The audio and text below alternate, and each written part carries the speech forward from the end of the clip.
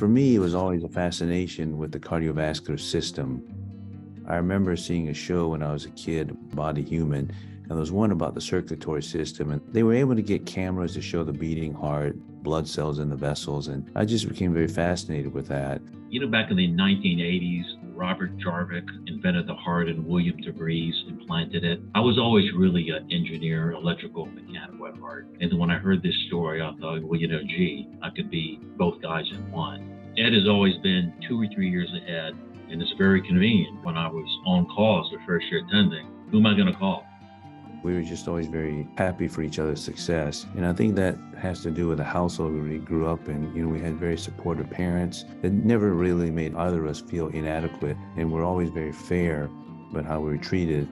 Ed has always been supportive of me, and I've always been supportive of him. And the reason why is because our parents loved us both equally. Surgery is one of the most challenging aspects of medicine. I always want to kind of do the hardest thing.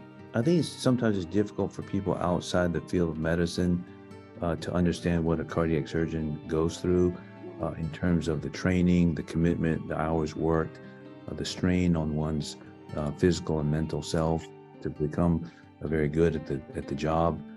So it was nice to kind of have someone who could truly understand that. I think we all as people need support, and he provided that for me during some of those tough moments.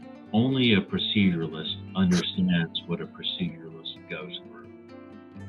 The pressure, the expectations, the public scrutiny, to have that empathy is invaluable.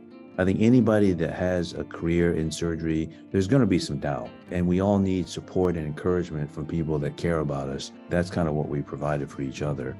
To be a doctor and a surgeon, a cardiac surgeon, is something very special.